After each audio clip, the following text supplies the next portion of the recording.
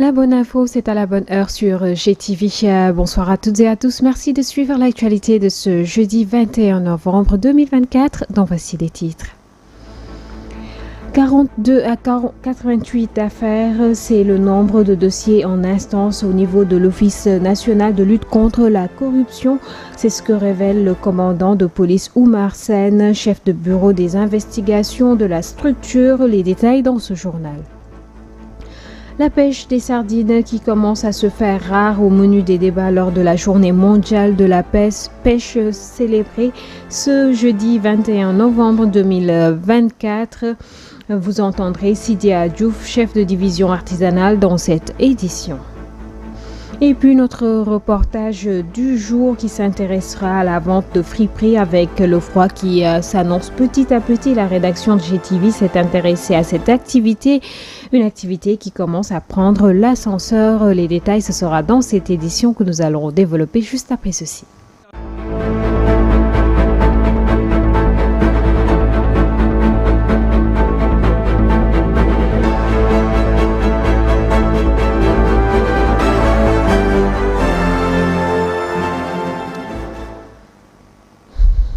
L'Office national de lutte contre la fraude et la corruption pourrait atteindre une centaine de dossiers d'ici la fin de l'année 2024. Entre 2023 et 2024, ces dossiers sont passés de 42 à 88 selon le chef du bureau des investigations de l'institution. Il se prononçait en marge d'une activité portant sur la formation de certains journalistes sur la prévention et la lutte contre la corruption. Suivons les détails avec Aïsatouba qui nous fait le point.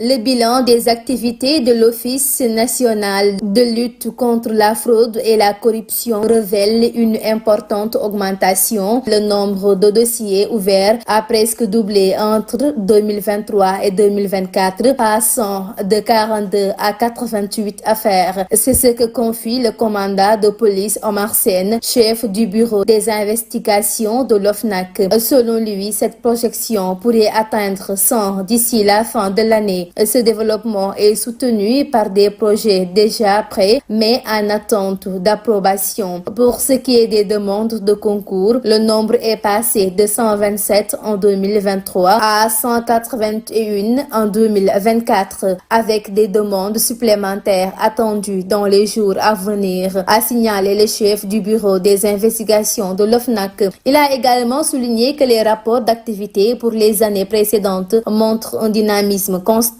alors que les projets en cours ont évolué de 76 en 2020 à 98 en 2023, alors que le commandant Sen animait un panel au dernier jour d'un atelier de formation organisé par Amnesty International Sénégal en collaboration avec l'OFNAC et la société civile sénégalaise. Il a précisé l'impact de la COVID-19, notamment en 2020 et 2021, sur certaines procédures affectant la capacité de l'Assemblée des membres à se réunir, ce qui a conduit à un classement sans suite pour plusieurs dossiers. Mais ceci n'empêche pas à l'OFNAC de poursuivre son travail de lutte contre la corruption avec une dynamique renforcée.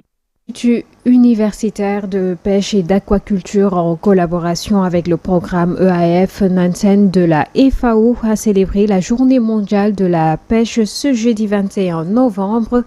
Cet événement a rassemblé de nombreux acteurs de la pêche, soulignant l'importance de la durabilité et de la gestion des ressources maritimes. Le thème de cette journée a été axé cette année sur l'importance de la pêche des sardines qui commence à se faire rare. Sidia Diouf, chef du bureau, chef de la division plutôt artisanale, est au micro d'Amsatou Gano et de Pape Nartegay. Oui, c'est une journée consacrée à la pêche au niveau mondial. Et cette journée a été fortement défendue par des pêcheurs à l'époque. Et avec aussi l'appui des pêcheurs sénégalais, surtout les pêcheurs artisans. Et ce qui fait que chaque année, le 21 novembre, est célébrée cette journée de pêche dédiée aux pêcheurs artisans surtout. Et aujourd'hui, avec cette organisation au niveau de l'UPA, la particularité, c'est que c'est une journée, ils vont en profiter pour discuter des questions de sardina.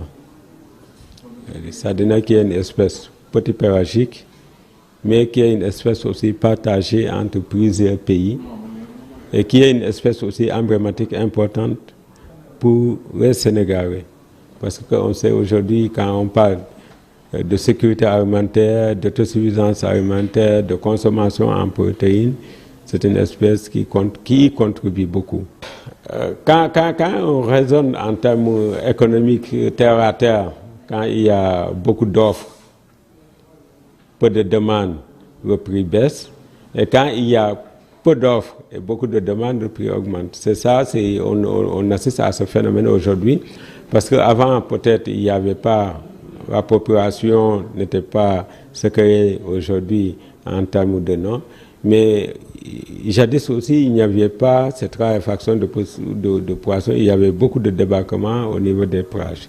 Et l'objectif qui est visé, c'est de rassembler des scientifiques, des chercheurs, mais aussi les acteurs et l'administration pour discuter de la problématique de la sardine. Sénégalaise de promotion touristique en collaboration avec le ministère du Tourisme et de l'Artisanat a organisé ce jeudi à la place du Souvenir la première édition du Salon du tourisme du littoral et de la croisière. Un événement qui a vu la participation de certains pays de la sous-région comme la Gambie, la Mauritanie, le Gabon et le Cap-Vert. Une rencontre pour faire de l'Afrique de l'Ouest une destination de choix pour croisiéristes. À cet effet, écoutons le ministre de tutelle Muntaga Diaw au micro de Mansour Diassé. A décidé de marcher avec ses amis et frères côte à côte pour développer le tourisme de croisière, pour en faire également un outil d'intégration. La croisière réfléchit pour l'Afrique de l'Ouest. Elle est en même temps en train de réfléchir pour l'Afrique tout entière. Cet événement d'envergure régionale marque un tournant décisif, non seulement pour notre nation, le Sénégal, mais également pour l'ensemble de la région ouest africaine. Il incarne notre ambition commune de développer un secteur touristique à la hauteur de nos aspirations et de notre immense potentiel. Le satellite représente la concrétisation d'un pas important dans notre vision audacieuse et notre détermination inébranlable à faire de notre sous-région une destination touristique de premier plan à l'échelle mondiale. Notre objectif est de créer une synergie parfaite entre l'authenticité et notre patrimoine culturel d'une richesse incomparable et les innovations les plus avant-gardistes dans le domaine du tourisme. Santé à présent, novembre bleu consacré au cancer de la prostate. La maladie sous le microscope du docteur El Hadji Malick Moursine Diallo révèle les facteurs de risque et de prévention de la pathologie qui touche en majeure partie les personnes âgées.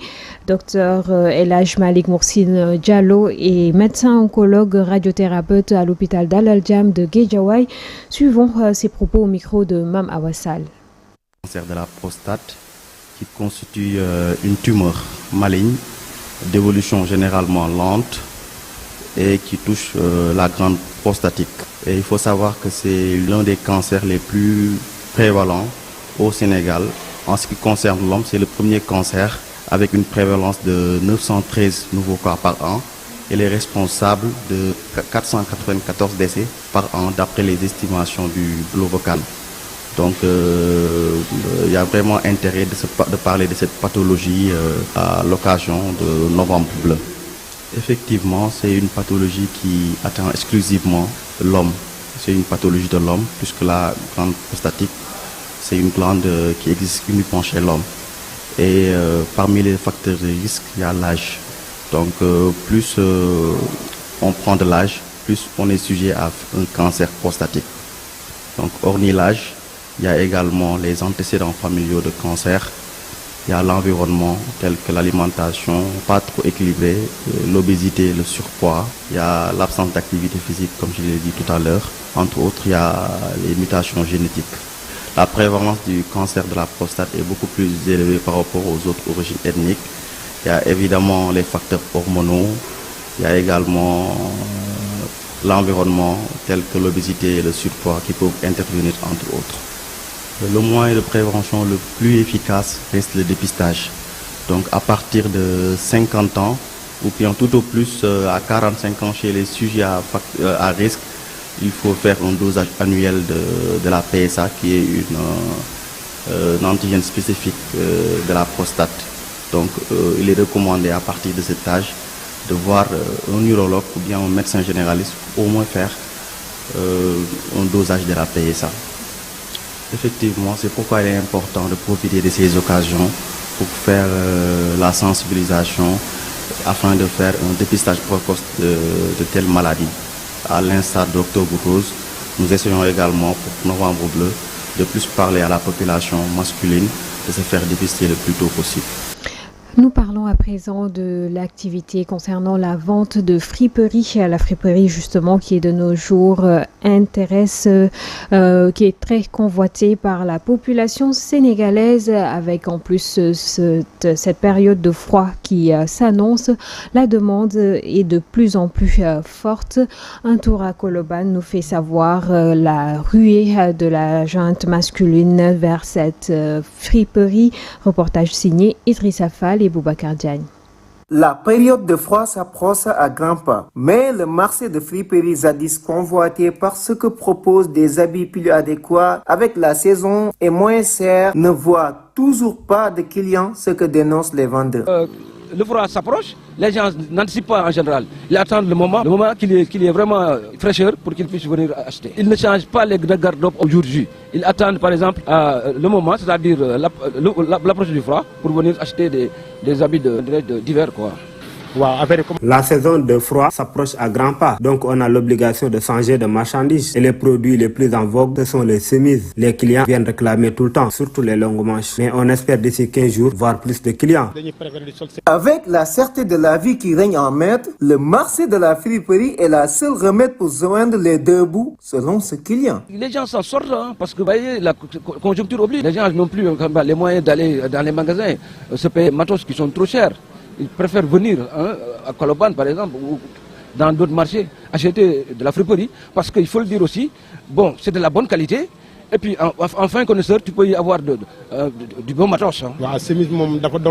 La vente des chemises, c'est quelque chose que je connais très bien. J'ai fait plus de 15 ans d'expérience, donc je connais très bien le marché, et j'y trouve vraiment mon compte. Bon nombre de personnes font leurs achats dans la friperie. Pour certains, ils sont attirés par la qualité et pour d'autres, par faute de moyens pour s'offrir des habits adéquats avec la saison. À l'international, reparlons du Mali. Le Premier ministre Diogal Maïga a été limogé de son poste par le président Assimi Goïta après ses propos critiques contre la junte.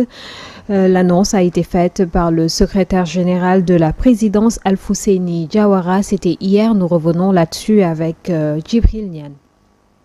Au Mali, le premier ministre Choguel Kokala Maïga est démis de ses fonctions par le président Assimi Goïta après ses propos critiques contre la junte. L'annonce a été faite par le secrétaire général de la présidence Alfousseni Diawara. L'homme fort s'est vu éjecté de son fauteuil à la primature 4 jours après avoir tenu des propos incendiaires contre les généraux au pouvoir et avoir publiquement accusé la junte de le tenir à l'écart et réclamer une rectification de la transition au Mali. Nommé Premier ministre le 7 juin dernier, il devra désormais remettre son costume d'opposant au sein du M5 RFP, mouvement du 5 juin, rassemblement des forces patriotiques pour se montrer plus rassembleur. Il est remplacé à la primature par le général Abdoulaye Maïga. Basketball, tout est fin prêt pour une bonne organisation de la deuxième fenêtre des éliminatoires de l'Afrobasket 2025 prévue à partir de demain à Dakar Arena de Diamniadio. Selon Maître Babacar Ndiaye, président de la Fédération sénégalaise de basketball, la deuxième fenêtre donc de ces éliminatoires masculins 2025 concerne les groupes A et B. La première fenêtre s'est tenue en février dernier en Tunisie et en Égypte, suivant les propos du président de la Fédération sénégalaise de basketball au micro d'Aïssa Touba. On a commencé à vendre les tickets en ligne. Voilà, il y aura 4 matchs par jour à partir de midi. Le Sénégal jouera tous les jours à 18h. Mais donc c'est du basket de 12h à minuit. Donc voilà, 23h passées. 4 matchs, donc ça vaut la peine. Donc nous demandons au public de venir nombreux parce qu'on a beaucoup communiqué aussi pour rendre la fête populaire. On a pris des dispositions également avec Dakar Demdik pour permettre à cette société de transporter ceux qui veulent aller à Dakar Arena. Des points de départ seront fixés, comme on l'avait fait la fois passée. Donc également les billets, on a fait des billets très raisonnables, les prix sont très raisonnables. 4 matchs de basket à 2 000 francs, 3 000 francs, 5 000 et 10 000 francs, je pense que c'est extrêmement aussi, c'est raisonnable. Donc nous demandons au public de venir nombreux, c'est ça, supporter l'équipe. On a également pris l'engagement avec le 12e Gaïndé, Ale Kaza et Lebougui, voilà, qui se sont engagés à venir pour supporter l'équipe. Les Sénégalais donc qui sont invités à aller supporter l'équipe nationale du Sénégal qui rencontrera successivement le Rwanda et puis le Rwanda déjà demain ce sera à 18h et puis les 23 et 24 également les matchs seront donc successifs. Bonne chance aux Lions pour cette fenêtre. C'est ce qui met un terme à cette édition. Merci de l'avoir suivi. Excellente suite de programme en compagnie de GTV. Bonsoir.